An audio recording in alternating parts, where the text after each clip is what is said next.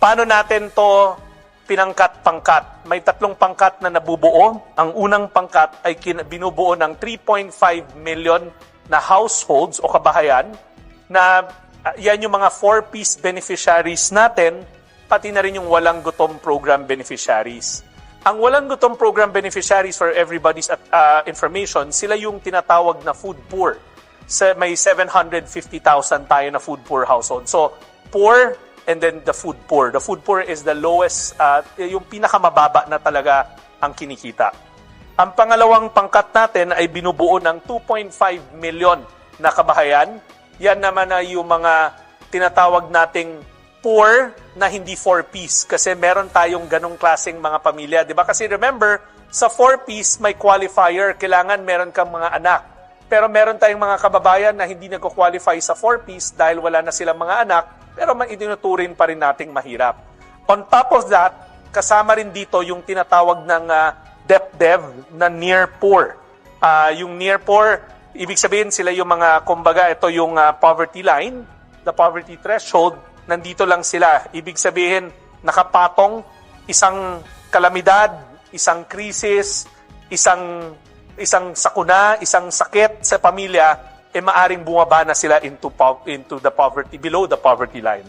Ang pangatlo, binubuo ng 1.5 million na kabahayan na hinango natin sa SSS database na tinatawag naman nating low income na mababang kinikita ng mga mamamayan natin.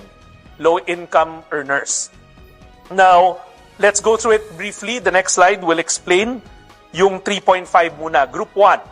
Paano natin sila hinanap? Matatandaan nyo, may database naman tayo existing ang 4-piece at ang walang gutom. So sila rin yon. Ano ang matatanggap nila? One time na 2,000 pesos. Isang beses lamang. Pangalawa, paano naman natin ibibigay sa kanila yon? Ibibigay natin sa kanila yon pamamagitan ng kanilang land bank ATM accounts, hindi na manual. Kasi remember, meron naman silang ATM kung saan nila kinukuha yung cash grants nila.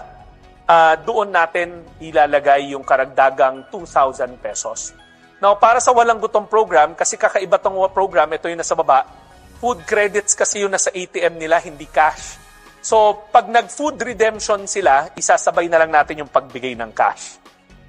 Hindi kasi cash binibigay yung sa walang gutom program. Now, the next slide, group number 2. Ito yung 2.5 million na mga pamilya na tinatawag natin na near poor or yung mga poor na hindi 4-piece. Ano ba yung near poor? Yung near poor, yan yung 25% pataas sa poverty threshold. Ibig sabihin, kung yung kinikita na, kung ito yung poverty threshold, mamaya pwede naman yung itanong sa katabi natin sa PSA or sa DepDev, 25% on top of that, yung sahod nun. Ibig sabihin, yung income, hindi sahod, kundi yung income. 25%, hinanap natin sila. Now, paano natin sila tinukoy? Again, wala tong political interference, wala tayong kinuwang listahan mula kahit na kaninong local government official, kahit na kaninong public official, wala ho tayong kinuwang listahan sa kanila. Hinango natin to, tulad ng binanggit ng ating Pangulo, mula sa CBMS or yung Community-Based Monitoring System na ang may hawak naman ang Philippine Statistics Authority. So, wala tayong kinukuhang ibang listahan. Ano ang matatanggap nila? Magkano? Tigda 2,000 kada buwan for the next 6 months. Paano nila matatanggap to? Sabi ng ating Pangulo, digital. Tama po yun. Pero sa unang pagkakataon nito, dahil bago tong mga to, wala silang mga ATM sa record sa atin, magma-manual payout tayo sa unang pagkakataon. Bakit kailangan gawin yon? Para ma-verify natin. Again, buhay pa ba itong mga beneficiary na to? Kasi remember, the CBMS was 2023, so maaring wala na doon yung tao, maaring pumanaw na. We want to make sure kasi we want to make sure na yung mga benepisyaryo ay totoo na mga individual. Pero pagkadating doon sa payout, starting na to next week, makikita nyo pagka-payout ng first 2,000, so alam na natin na validate natin na totoong tao siya, ikukunin na rin namin yung digital wallet niya o yung e-wallet niya, yung GCash number niya. Kasi wala kami nun eh. para pagdating ng next succeeding na payout, puro through their e-wallets na or land bank account kung meron sila.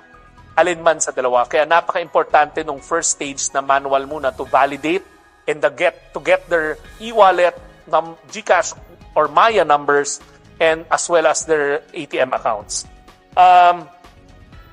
Itong tatlong pangkat na, well, I'll go through it. The third group naman, yung tatlong pangatlong pangkat. Ito yung 1.5 na mga manggagawa at ang kanilang mga pamilya na mababa ang kinikita. Later on, pwede nyo naman itanong, pero mas mabilis na lang na tignan natin dito sa table. Kaya nga sa inyo, binigyan namin ganyan table. Una, kinuha namin sila mula sa CBMS ulit, ipinasa sa SSS to cross-check.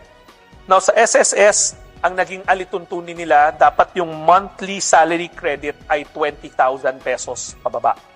So, this is minimum wage, actually.